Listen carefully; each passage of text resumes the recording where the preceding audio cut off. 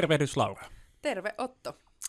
And welcome to everyone to another episode of Spirit of Sauna podcast, in which we delve deep into these topics and concepts of sauna and different kinds of sauna-related rituals around the world, as we will do in this episode. Apologies in advance if you hear from the background this sound of the engine. How do we know that summer is here? It's always that we have to do work with the logs, because this sauna uses a lot of logs. We have, I think, something like 6 to 8 fireplaces, and it's the biggest expense we have. Yeah. And we reduce the costs always by doing some wood just ourselves with this machine. So that's the sound. If you hear it, I'm not sure if you can hear it all the way there. Yeah. And before we actually start, let's mention again our beautiful sauna healer training, which is upcoming. The website is now online. You can go and check out what we have to offer next autumn and next winter. But tell us something about what are we going to do in this sauna healer training? Yeah. Well, we're gonna dive deep into the experience of traditional sauna bathing, sauna keeping, and sauna healing. We want to really have like a hands-on, immersive retreat experience where we offer the theoretical understanding also, and then we really dive deep into the practice of sauna.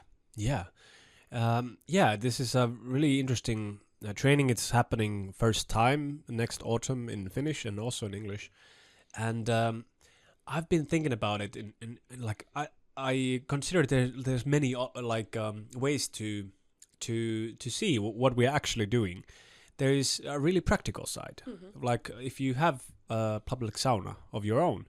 Like it's a very practical skill that you can learn, and you can even make a product of it.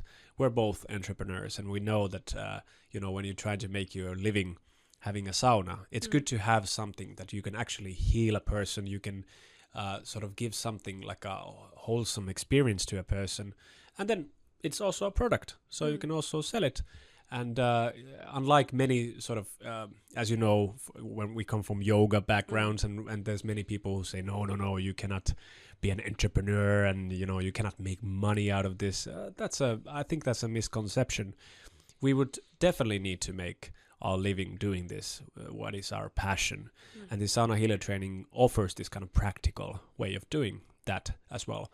But of course, it can also be just that you want to come for a sort of a healing experience, like a healing, or almost like a journey to yourself, to understanding yourself better.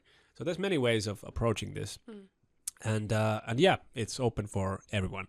Yeah. So you can just go to saunottajakoulutus.fi and check it out, what we have to offer like next winter. Exactly. Yeah, and it can be also.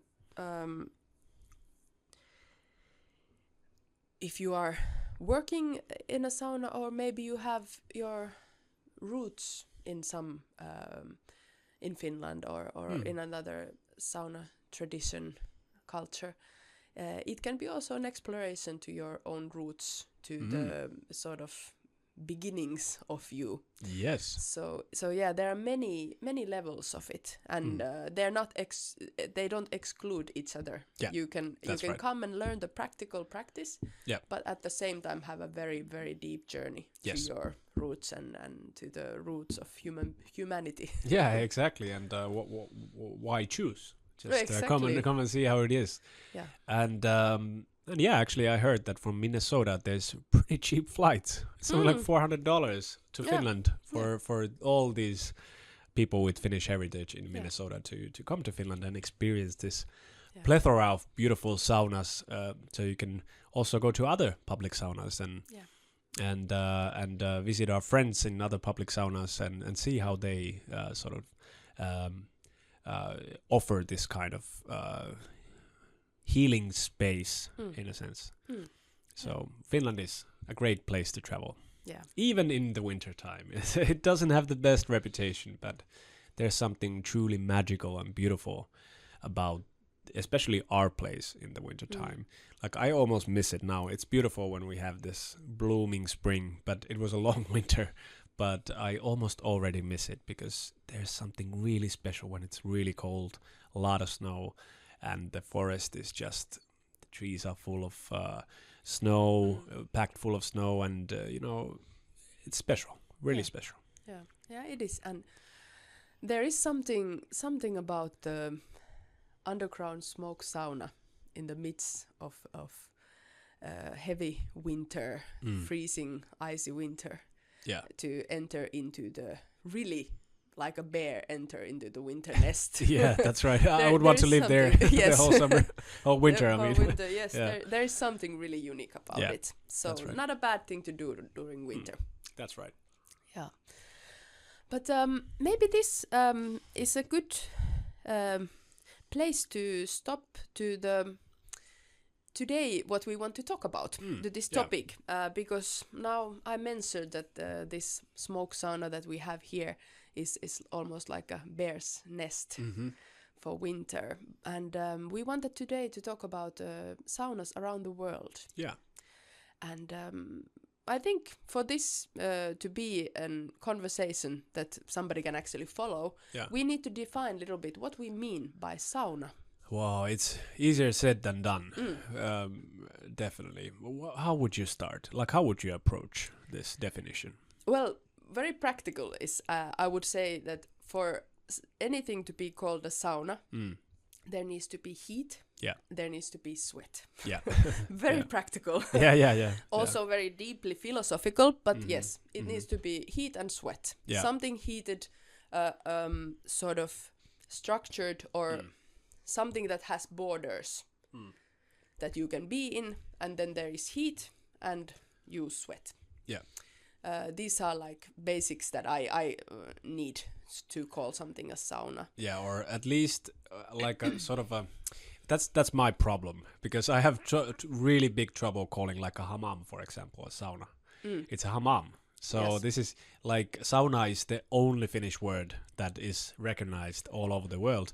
But what people call a sauna, that sort of rubs me in the wrong way, because there's different cultures which has different names for their this heat practice. Sweat bathing, I think, is a very good term to use when we talk about different types of healing traditions that around the world. So sweat bathing is something that sort of is maybe what I was describing. Yeah, that there is the heat and sweating, and then you're doing the process that you do in the sauna, but it's adjusted to your own environment.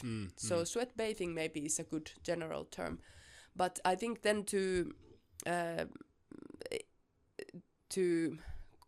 this sweat bathing, it has this, or sauna in general, it has the idea that it is something that is dealing with the very basic elements of life. Because I think all the cultures that have had a long practice or traditions of sweat bathing, they have in common this idea of that healing work and health work is to do with these 4 or 5 basic principles or basic elements of life. Yeah. And sauna is a lot about this, that you really engage all your senses. You enter into this temple of the elements and sort of purify and heal, recover through every sense. And the senses, of course, they represent these basic principles in this sauna bathing. What do you mean with the elements? With the elements, because different traditions classify them a little bit differently. If we go to the Greek traditions of the humoral, antique humoral, how do you call it in English? Yeah, it's like a humoral theory, or exactly. Yeah. Or then, if, for example, you take humoral practice, actually, not theory. Humoral practice, exactly. Or you go to the Chinese medical practices, they have the 5 element system. Or Ayurveda maybe is the one that I'm most familiar with. Yeah. They have the 5 element practice, which are the earth, water, fire, air, and ether. Yeah. And these I see very well in the Finnish tradition. Then represented also, we have the term väki, which are sort of also practices to do with these basic elements. And in the sauna, you have really concretely, because you have the fire, you have the earth, you have the air, you have like it's really a temple of the elements. Yeah. So I do find that for this sweat bathing or sauna cultures around the world, this is something that is very sort of like a key point in defining what is this sweat bathing culture about. Yeah, we definitely have to talk like make a full episode about these elements. It's a really like almost a core concept. Yes. But this is exactly what sort of rubs me in the wrong way of calling anything, but I would say maybe Finnish sauna and its sort of derivatives that we have in, for example, in Europe and the United States nowadays. Other than that, I don't think it's like, I wouldn't call it a sauna because of this reason. It necessarily doesn't include all of the elements. For example, in a hammam, it can be a traditional hammam, but you don't have sort of the earth element. You don't have the stones where you pour the water. You don't necessarily even have the fire because you use other means of, heating water or circulating water in pipes and making steam and all of this. So it's kind of like, I would appreciate these cultures in a different way. It's a hammam culture, or it's a sweat lodge culture in South America or North America, or it is a Swedana culture in India. So they definitely have like something in common, but a lot that is not common with the Finnish culture and the Finnish sauna culture. But I would say like this, the further we go like geographically from Finland, the further the sauna is like also from like dissimilar to the Finnish sauna. So for example, when I go to the Baltic states, Estonia, Latvia, I haven't been to Lithuania, but I suspect it's the same thing. It's very similar. It's surprisingly similar than the Finnish sauna, but there is also differences. But like when it comes to these elements, for example, they're really definitely in presence. Also, Russian culture, the banya culture, the same thing. But I must say, my experience from saunas outside of Finland are mostly from Europe. But have you been to like outside of Europe, like in India or Nepal or somewhere in something like a sweat bath place? Yeah, I have been. I have been in India and I have been in Thailand. Yeah. And how was it? Yeah. How was the experience? Like, yes, it was for me. I have to say, it was truly. I felt the presence of sauna. Yeah, presence of löyly. Yes, but I have to say that the experiences I had there in the east, and especially because they're more southern eastern cultures. Southeast, yes, that's the word. Cultures. So I think the whole experience of sauna or sweat bathing is really adjusted geographically there. Yeah. The environment, the climate, the atmosphere, the human being itself is different there. Yeah. Life there is different. So like all traditions, be it mythological tradition or philosophical or then very practical healing traditions, they always adjust themselves according to the geographical demands. Yeah. And this I also felt there. Yeah. So, for example, the sauna or sweat bath experience in Thailand, it was well suited in that climate, and it was more to do with the steam and the herbal side, and the sort of moist was much more present. Yeah. And it was fuller sauna type, fuller sweat bath than the Finnish, the northern style. So this I found, but when in that climate, in that environment, it worked. Yes, very well. Yeah. And it did sort of the resetting, rebooting, adjusting, harmonizing to that environment. Yeah. I felt it really helped. Like, very practical thing. Yeah. I was suffering with the heat in Thailand. It was just, I couldn't handle it. Yeah. Going into this sweat bath, having that, it was a little maybe more of this, how would I call it? Steam room type of situation. Yeah. But still, as a it induced the sweating process. Yeah. And it's amazing how it resets you, harmonizes you with that climate. Yeah, and also like Finnish summers are really hot. Exactly. And when it's plus 30 degrees, I love to go to a sauna. It's the best thing ever. You feel so refreshed and it cools you down. Definitely. But how I've understood the Swedana practice in Ayurveda is that you actually have these cabins that you go inside. Yeah. It's actually funny that in the States, they also had this in the 50s and 60s, that you only have your head outside of the cabin, and then you have like, I think it's like with steam and herbs. Yeah. It's a sort of a treatment for your skin, mostly. Yeah. How they approach it usually. Ayurveda, like... That's also an interesting topic, which is maybe not in this podcast, but there's pre-modern Ayurveda and there's modern Ayurveda. And I noticed that one of the differences between pre-modern Ayurveda and modern is that the modern Ayurveda is very disease sort of centered. So it's always, how I've understood when I've talked to Ayurvedic doctors, they say, oh, it's for arthritis, it's for, and there's always this kind of like diagnosis that you have like some sort of muscle pain, like neck pain. Okay, that's good. Swedana is for your neck pain. Yes. And if you have back pain, we have a different treatment.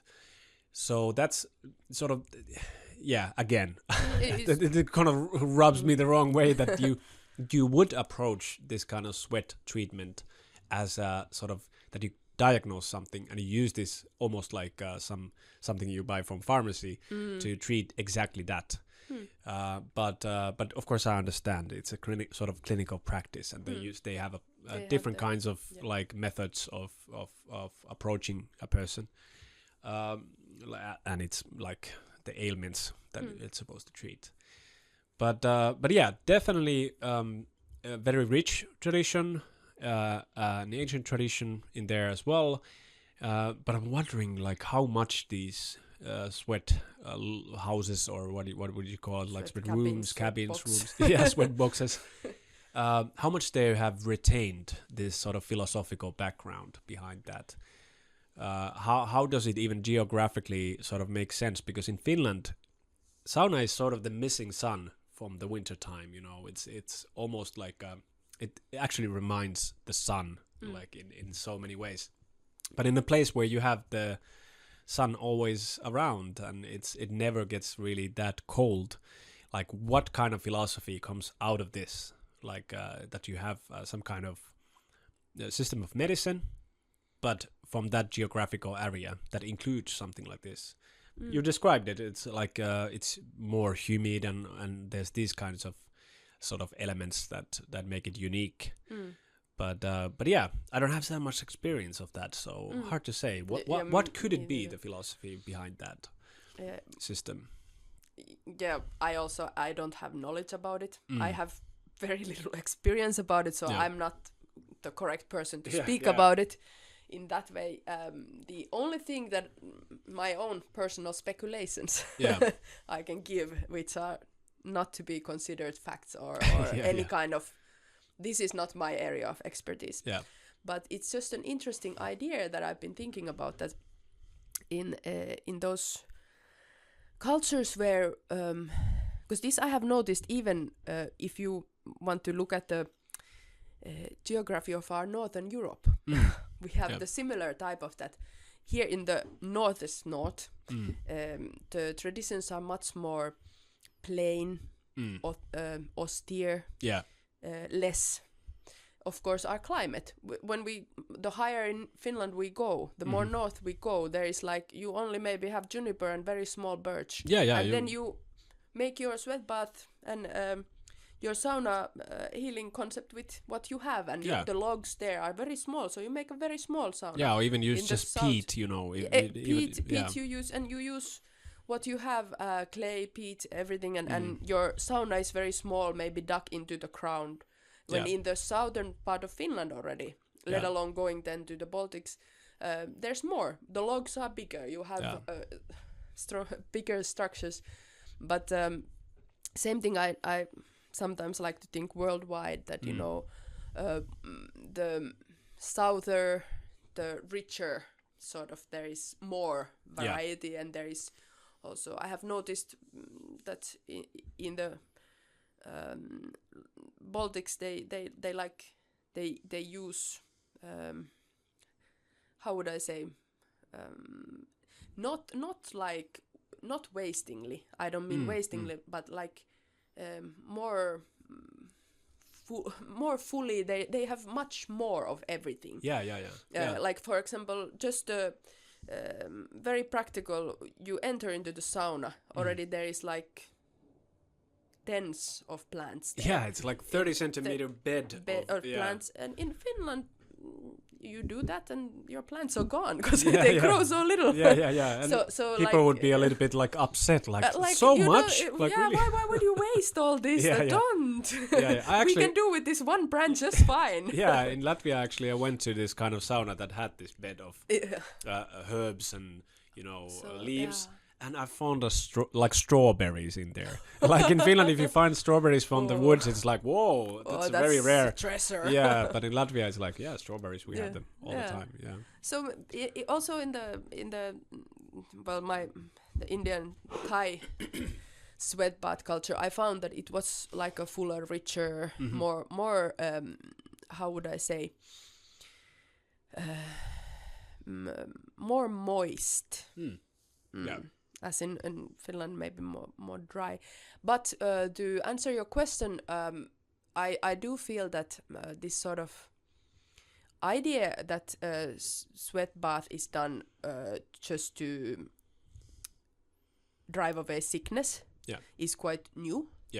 So I don't think that these traditions have been just about that. I do believe that they have also been temples for the elements. And the elements are just sort of adjusted locally. We do still have the structure made it with stones or wood, but the all the elements are still there. They are just adjusted. And my personal idea, even of the Finnish sauna, is that we have had the stack of stones, and we have had the practices of the sauna bathing. It has been more of a like holistic. I don't want to use the word spiritual, but I'm still using it. Spiritual practice. And the health benefits come because when you are harmonized, then the health benefits come. And I do see that this has been in every culture. And you cannot, because if you look into healing traditions, you almost everywhere you come across with this idea of the elements.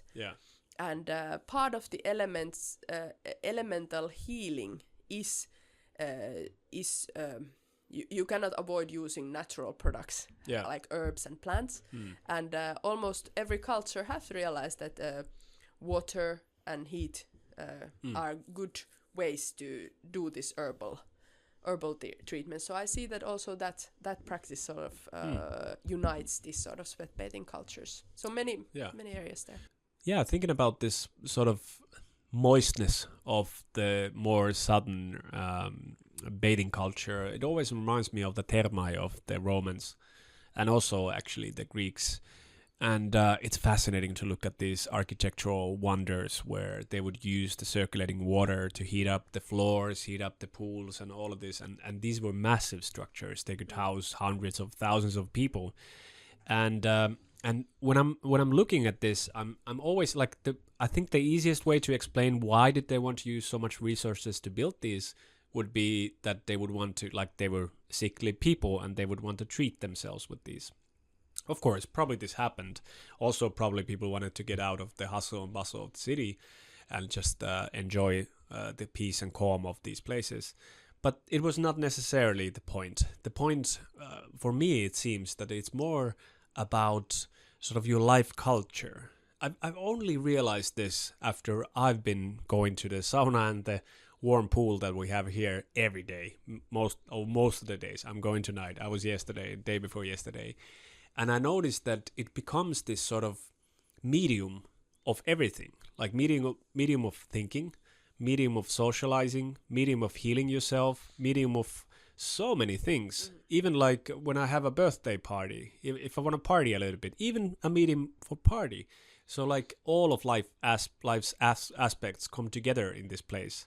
And then I'm thinking about these places that, because it was so essential to their life culture, they wanted to really make it so that it functions for a lot of people. Rome was a big city, so they wanted to have many of these so that people wouldn't have to travel to other cities or whatever to do something that is so everyday for them. And it's also actually fascinating to read from this Martti Vuorenjuuri's book, Sauna kaikkina aikoina. So what would be the translation? Sauna throughout the ages. And there's this description of an English lady who went to a Turkish hammam in, I think, 16th, 17th century. And how fascinated she was about this, because she was in the women's side, and hammam has been traditionally divided between the men's and the women's side.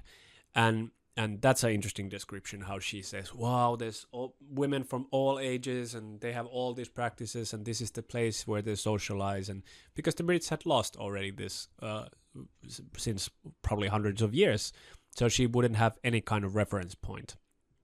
But also like how different the men's side and the women's side are, like that there's different kinds of life cultures that this ties together.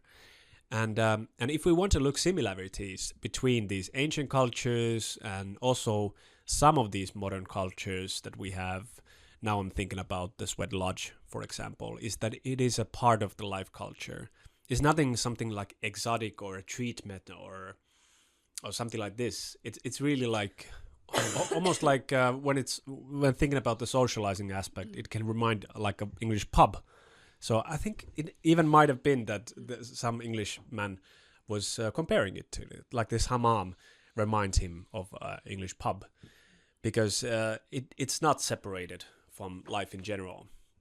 So this is it's actually a pretty exotic idea in a sense that you would be in a country like Italy, where it's in the summertime it's pretty hot, but you will still probably go to the Terve because it's part of your life culture. And that's what many people wonder abroad when it's at the hottest Finnish summer and we still go to the sauna. Like, what's the deal with this? But the deal is that, well, it feels good, sure, but we couldn't remove it for a few months, like even if we wanted to, because it's so important part of the life culture. And when we think about something that has survived throughout the thousands of years, I think it's this. It's really integral part. Yeah, and it's integral part of just of the concept of human being. Because I think everywhere where there's human life, there are these, like you said, very everyday ways of sort of, how would I say, everyday ways of and I'm all the time repeating the word balancing yourself, but this is just something that human beings do by nature. Yeah, it's always been there. Always been there and always will be. It varies according to the climate, the place, but it is just something so like human being is bound to express that behavior. And why this sweat bathing is something that unites most cultures is because it is to do with this very basic need of a human being to practice some sort of structured behavior that brings together all the areas of your life, all these basic elements, this healing practice. But when I say healing practice in this sense, it's definitely not about avoiding diseases, but it's healing in a very holistic, wholesome way. Yeah, it's almost like upkeeping your Yes. holistic way of seeing Yeah. yourself. And sweating away all that doesn't help it. Yeah, that's right. So yeah. you know, a very practical way that you sort of sweat away whilst doing that Yeah. almost ritualistic behavior. Yeah. Then you sweat away all that is not needed, all that doesn't support that, you know, wholesome way of life. Yeah, and it reminds me of like when we talk about the ritualistic use of the sauna.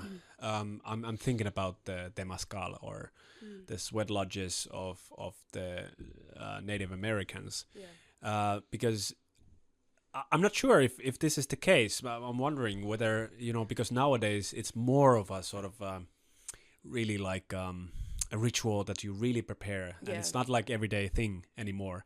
So I'm thinking, has this been lost as well? That it has been this way of upkeeping yourself, but nowadays that aspect is mostly lost, and it has become this sort of same way maybe than in Ayurveda. You know, it's that like you have troubles, you have something torments you or something like this, and then you heat up the sweat lodge and you get rid of that. And I think this is a very actually crucial difference. If we think about like what sauna is today for Finnish people, for example, and like that was just an example when we were talking with this Latvian sauna lady, and somebody was asking how often would you want to, like, how often would you go to sauna, and she was saying not more often than once a week, and we were like, really? Like we go every day. And when thinking about like the Romans and the Finnish people, the similarities between these cultures is that we actually go every day. Like not most of the Finns don't go, but there's a significant amount of people in Finland who go every single day to the sauna. I meet every week a person who says, yeah, I go to sauna every day. And this probably was the case also in these ancient cultures, that it would really go every day out of necessity, because that's the place to bathe, but also because your whole life is tied to this. Yeah, these are this well, rituals of how you sort of how you form your daily cycle and your yearly cycle. They're sort of like a modern man. It could be that you brush your teeth morning and evening. It's your ritual that you know that now is morning.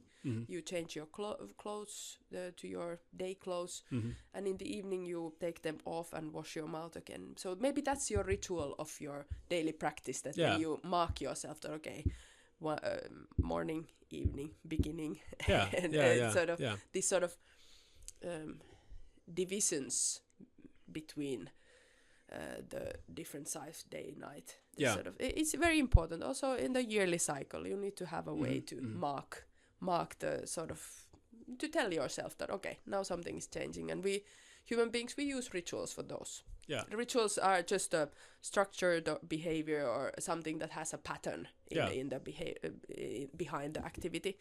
So sweat bathing, I do believe what you're saying, that it has been a very, very common practice for this, marking your daily cycle. But then this like bigger, more structured, more like emphasis to be put, then they are the bigger cycles in your life. For example, you're getting married, or your baby is born, or maybe it's Christmas, or maybe it's the season of spring. You know, then you put more effort to structure a bigger ritual, a bigger mark point. But then there are sort of like different levels or different sizes of these cycles in your life that you mark with this bathing ritual. Yeah, and just to contradict myself, like when thinking about the Finnish sauna culture nowadays, like we talked in the last episode, like a lot of it is lost in here. Like actually, I would say most of it, but it's not beyond like retrievable, but still. But when thinking about like losing parts of like a ritualistic behavior that is based on a different kind of worldview that we have nowadays. Nowadays we have this mechanistic, brain produces your conscious experience kind of way, very basic philosophy of like more or less thinking human like a machine. But since in ancient times it was very different, bit by bit, parts of that ancient worldview-based sauna culture has been left off. But with Finnish people, we are really stubborn. So we say, one thing you won't take out, and that's the Saturday sauna. Like, can I just have this, please? Yes. And it's almost like a holy moment. Like when I was a kid, Saturday sauna and then watching TV together with our, sauna jackets and eating a sausage or something like this. It's almost like holy for Finnish people still. Yeah. And when people around the world think about like what is this Finnish sauna about, and last episode we talked about hot and dry, it's not the point. Like the sauna building is not the point. The law of löyly that the Finns always go policing around the world, that's not the point. The point is what is left that is holy still, or what is left that is ritualistic. That is what sort of defines the sweat bathing culture of different regions. So when I think about like my experiences, what is left in a Latvian sauna? It's, for example, using the oaks, like the oak whisks that they use. It's probably like ancient stuff, like 1,000 years or 2,000 years. And especially for me, the feeling that you have when these like sauna ritual masters use these oaks and all of these lush leaves and herbs that they have, like could be something like this. Or when I go to a Turkish hammam, they usually have like a big stone sort of almost like a terrace that you can lie on. That reminds me, maybe that's sort of that, because the rituals are centered around something. So how the building, which we are talking about as well, is connected to this is always how it makes possible some kind of ritual. Yeah. And there are some things still left in all of these traditions that they say, don't take this away. Like, okay, maybe the man is a machine, all right, we can have that, but please don't take this out, because that's so dear to us. Yeah. And that what makes all the cultures in the world are kind of stubborn, that maybe not all of the cultures have retained the sauna culture, but they have something different. Something different that stems from thousands of years ago, which is tied to the basic humanity. Yeah, and the sweat bathing is, well, let's just say almost every sort of place where you have some sort of native practices remaining. There are some forms of some form of sweat bathing, or maybe something to do with heat, smoke, sweat. This type of practices, rituals. But there's in Europe, it's only in the past 5 years in most of the European countries. Like I remember 20 years ago traveling in Europe, impossible to find a sauna, public sauna. Maybe from Germany, perhaps, I don't know, Baltic states. That's it. Yes. That's easy to find. No, and Europe has lost a lot because they did a very good work in removing the sweat bathing culture from the mainland Europe. And that was, I think also in Scandinavia, they did quite a good work in removing that culture, because except Finland, like we never lost it. Yes, we really did. No, and in that way, I think Finland is a little bit different. In this Scandinavian context, there is the eastern foresty in the Finnish culture that sort of has maybe been that the Eastern influence has kept the sauna culture also in a different way alive here. But yeah, so in Europe it is a little bit we are in that stage that we are sort of lifting the blanket that has been put on top of our sweat bathing culture. But to say about sauna still, I want to ask you that if we want to really talk about sauna, do you find that it is important to have this sort of Pacific way piled rocks that you heat with fire and then the pour water. Would you say that that is in the key of defining a sauna? Yes. Actually, I think that's the first element. Like when thinking about from the human perspective, you need the stones first. Then you gather all the other elements and you go from the earth up. So the stones are your symbol of the earth. Yes. And you start to go up all the way to the löyly, which is sort of the last element towards sort of the absolute even, like the löyly, which is sort of defined. Like some people would think, oh, isn't that the air element? No, it's the ether. It's the soul of the sauna. But you have to build it from ground up. So you first put the stones, then you put the fire, then you put the water, then you put the air, and it produces the löyly. So I couldn't imagine, like, how could you have a sauna experience in Finland without the rocks? Yeah. It always starts from that. Yeah. That's. I wanted to correct my beginning statement with this question, because I do also really feel that if we're talking about sweat bathing, we can talk about something else. Yeah. But if we want to talk about sauna, then for me also it is a very key element, and I do think about the air being involved maybe already before the fire can ignite. Yeah, sure. But and they actually, they go in, like, they influence each other all the time. So it's like a circle, you know. You have a building circle, sort of, what is it called? A creating circle and a destroying circle. So it goes like round and round. Yes, so. But the earth is what makes everything concrete and to happen. Yeah. So that's why I feel that the rocks are such a vital point, that before you can call something a sauna, you have to have the rocks piled. And the rocks make it possible for all the other elements to do their magic. Yeah. You know, the fire and water can never meet without the rock being there. So that's why I feel that that's for me a very key point in defining what is a sauna is that you have this, of course, the heat and the sweat and like, but the rocks. And actually, like, when thinking about in this podcast, we're talking about a lot about like what has been lost from the traditional way of seeing sauna, and again I'm tempted to use this analogy between yoga and sauna, because what has left from the traditional yoga cultures is this physical forms like asana or pranayama or so on, and what is left from the Finnish traditional culture is the concrete manifestation of these elements. So your stove, your sauna building, the way you pour the water, and all of this. And it's sort of, I get back to this idea that, you know, we have a longing to a more wholesome way of looking at the world.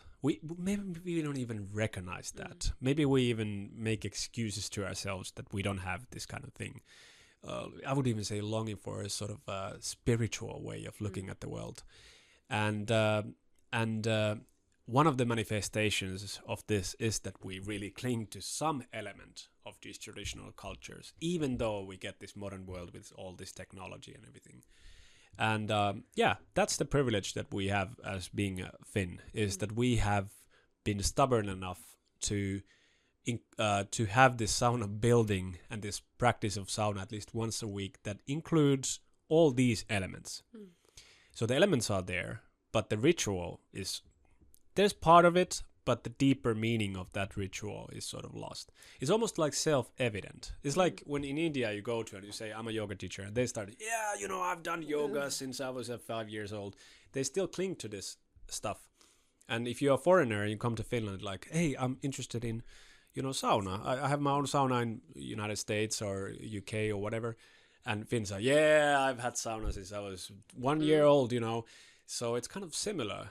And the pride that we Finns get when we get to talk about sauna and when people are interested in this culture is sort of a manifestation of this clinging to this ancient and almost like as old as man spiritual practice.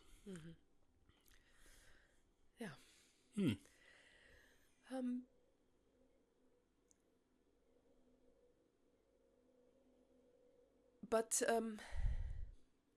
Would you say that? Okay, let me form it this way. Would you say that the Finns? What we are talking about now, how we're defining sauna and how we're making connection between these different types of sweat bathing cultures. I know there are a few books who have done really great work. This Sweat by Mikkel Åland. Mikkel Åland and of course this Finnish book. Yeah. But would you say that this is the common understanding in the modern Finland? You mean what I just said, or? Yeah. What like when you said that the Finns are proud Yeah. when they speak about this, and when somebody comes here and says that, oh yeah, I'm interested in sauna. What are Finns proud of? Exactly that. Like that's kind of like I'm sort of obsessed with these YouTube videos. I've told about a few of them when influencers come to Finland, or just recently Gordon Ramsay. He has a clip where we get hammered in a Finnish bar, and the video was not about sauna at all.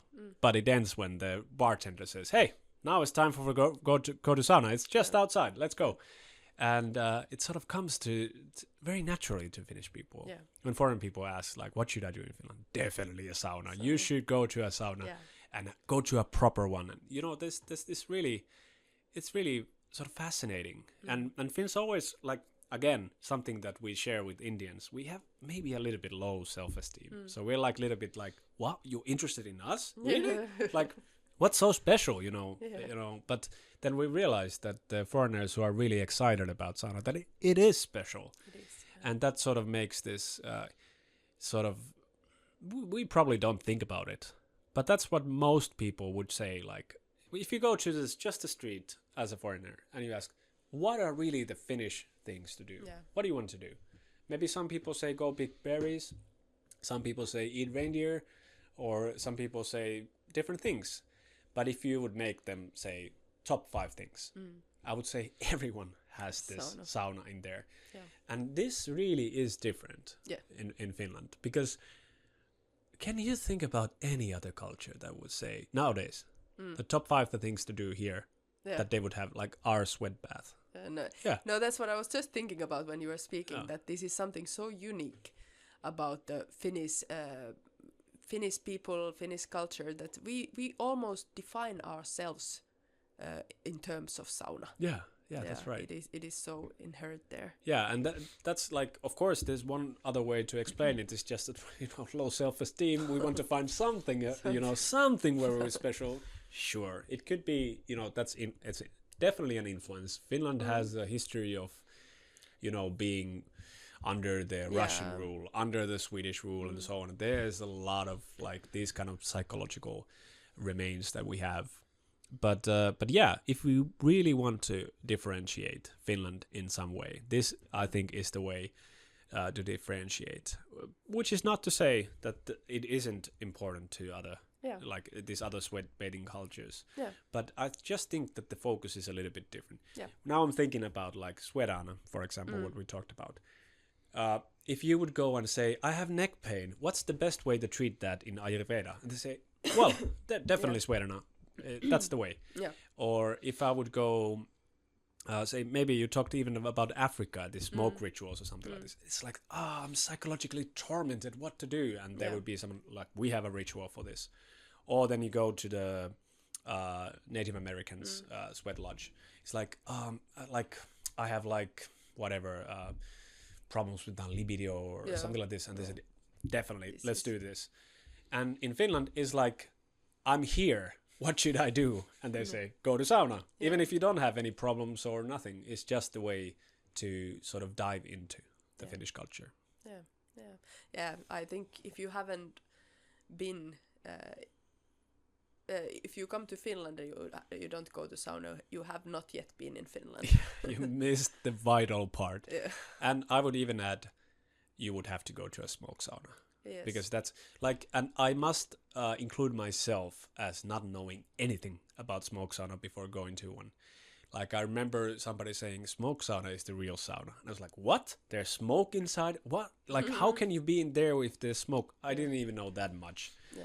But going to a smoke sauna, it really revealed to me that is the real sauna. That is the way to experience. Now, I would say like a Fenno-Ugric or the Baltic Finnish way, because also the Estonians have a really long and rich smoke sauna culture. And this area seems to be holding on to this tradition, even through all this turmoil of history. We still have it. Yeah, yeah. One exotic sauna experience I have to share, which was actually in Finland. But when you're talking about the smoke sauna and even in Finland now the different types, what is the real sauna? In Padasjoki, they have this place where they have reconstructed like a, is it Stone Age sauna? Yeah, I heard about that. And I have had the fortune to have the ritual there twice. First, the whole concept is that there is a big hole in the ground, and you have, I don't know, is moose skin maybe? Anyway, a skin of an animal.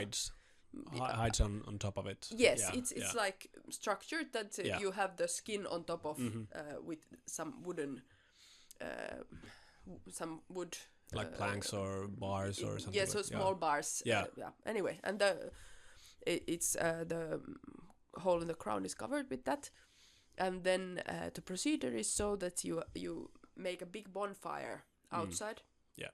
And the stones are in that bonfire, and when they are really, really nice, red and hot, then you carry them with this big wooden spoon into the tent, and then you have your löyly there.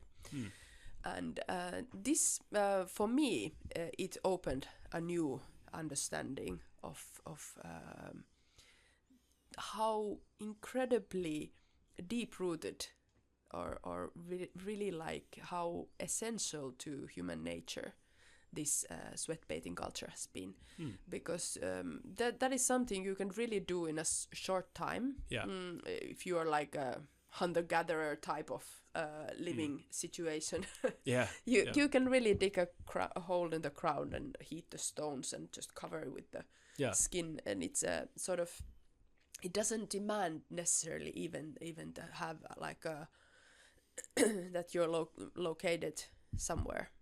So this, like, I realized this is like an ancient forever practice that has defined a human being. And for me it was a really like rooted, deep sort of realization of how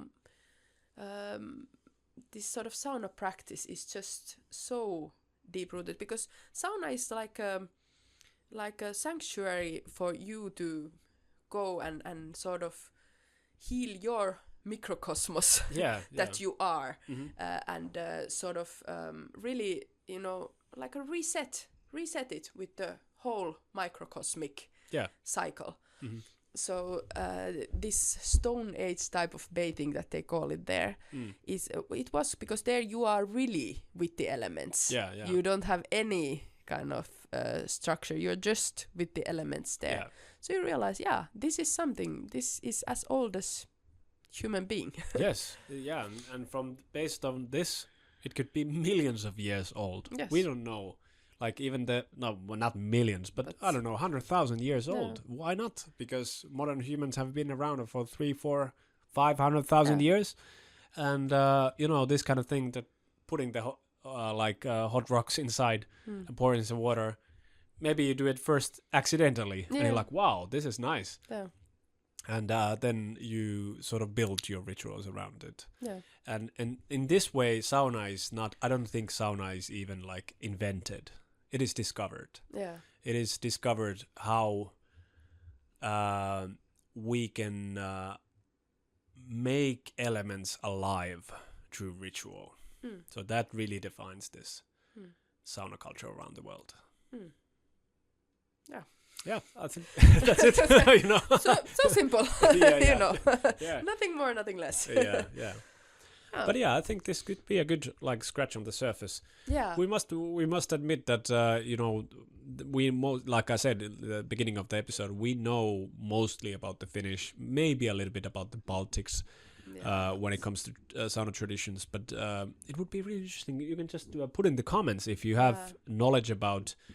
Especially these more exotic, faraway lands, sauna cultures, we would be really interested in hearing your experiences. Because for me it was just very interesting to last year hear a presentation from an Irish woman about their this sweat house culture that nice. it has been. It was already exotic. They had something very similar, but something also very unique. And I have to mention one. The Japanese sweat bathing culture, very unique one also. They have the hot springs and they have the steam that they use, the onsei maybe. Something like that. No, exactly. Yeah. And they have another name for the constructed type of thing. And but anyway,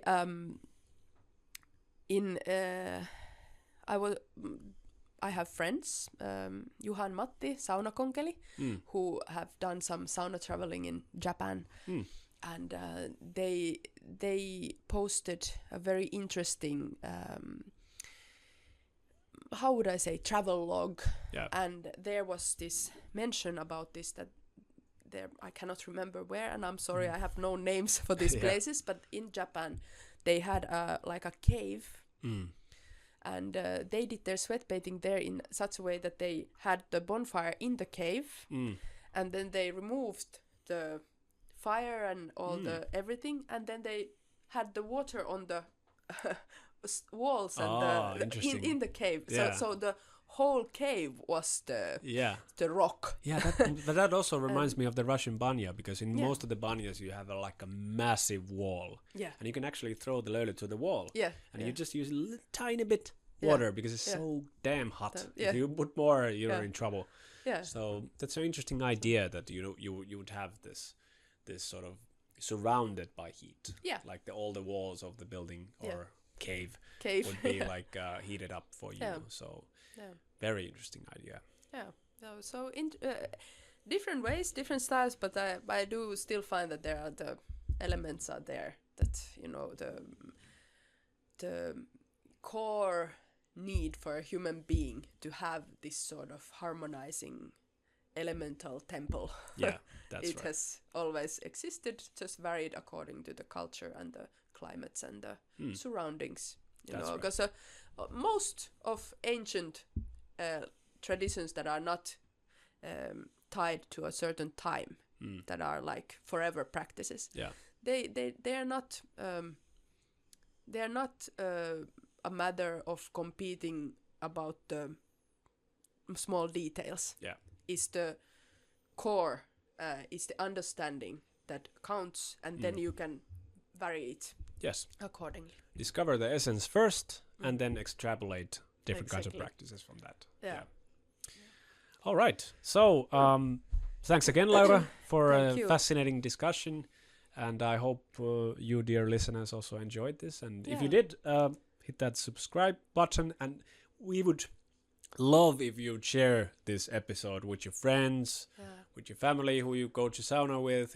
If you know anyone who would be interested, please feel free to share. And also, episodes. If you have a sauna experience around the world that you would like to share, please in the comments or send us a message. We can share it for you. Yeah, it would be so beautiful to hear different types of sauna or sweat bathing experiences and cultures. So feel free to share. Yes.